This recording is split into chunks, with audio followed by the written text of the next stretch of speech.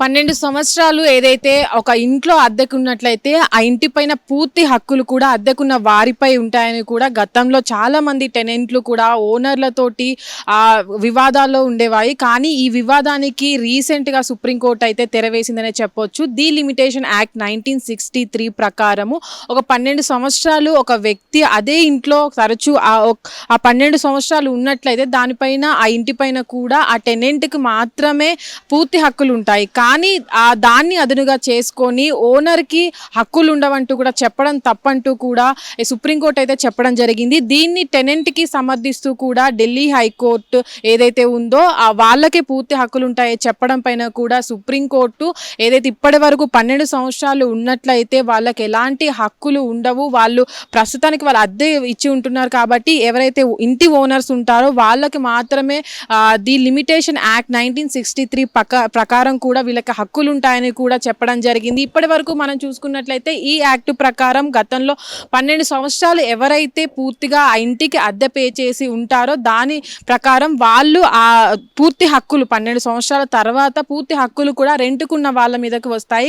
దాన్ని అదునుగా చేసుకున్న వాళ్ళు చాలా మంది కూడా ఎవరైతే యజమానులను పక్కకి తోసేసి వాళ్ళు పూర్తి హక్కులు దానిపైన సాధించుకుంటూ ఉంటారు. కాకపోతే ఇక్కడ యజమాని ఎవరైతే ఉంటారో వాళ్ళు ఒక అగ్రిమెంట్ని క్రియేట్ చేసుకొని కొన్ని సంవత్సరాలకి మాత్రమే ఇస్తామని ఆ పూర్తిగా 12 సంవత్సరాలు ఎవరికి అద్దెకియకుండా కొన్ని నెలలు మాత్రమే కొంతమంది మారుస్తూ ఉంటారు. అద్దె ఇచ్చినప్పుడు కూడా కొంతమంది అగ్రిమెంట్లు రాయించుకుంటూ ఉంటారు ఇన్ని నెలలు కానీ మాత్రమే.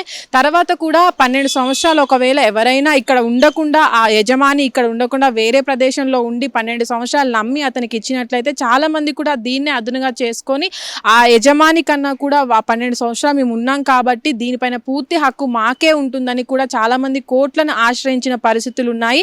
దాన్ని దృష్టిలో పెట్టుకున్నటువంటి సుప్రీంకోర్టు ఏదైతే ఉందో ఇప్పటి వరకు ఉన్నటువంటి యాక్ట్ ప్రకారం 12 సంవత్సరాలు ఉన్నవారు ఎవరికైతే యజమాని హక్కులు రావు అంటూ కూడా తీర్పునివ్వడం జరిగింది. దీనిపైన కూడా యజమానులు ఊపిరి పీల్చుకున్నారనే చెప్పుకోవచ్చు. ఎందుకంటే పూర్తిగా వాళ్ళు సంపాదించుకొని దాన్ని అక్కడ ఉండలేక వేరే ప్రదేశంలో ఉన్న వాళ్ళు కూడా రెంట్కి ఇచ్చుకుంటూ ఉంటారు. ఇది అదునుగా చేసుకొని కొన్ని సంవత్సరాల పాటు ఉన్న వాళ్ళు కూడా ఆ ఇంటిని సాధించుకోవాలని కావచ్చు, ఆ ప్రాపర్టీని దక్కించుకోవాలనే నేపథ్యంలో కావచ్చు, వీళ్ళంతా కూడా పూర్తిగా యజమాని కన్నా కూడా వాళ్ళకి హక్కులు ఉన్నాయంటూ కూడా చెప్పుకొస్తూ ఉంటారు. కోర్టుల్లో కూడా ఈ విపరీతంగా ఈ కేసులు పెరిగిపోతూ వస్తుంటాయి. ఎందుకంటే 12 సంవత్సరాలు అనేది ఉన్నాం కాబట్టి మాకు దీనిపైన పూర్తిగా హక్కు ఉంటుంది, దీని యజమాని లేరు అని కూడా చెప్పుకొస్తూ ఉంటారు. దీనిపైన కూడా సుప్రీంకోర్టు మంచి తీర్పుని ఇచ్చిందనే చెప్పుకోవచ్చు.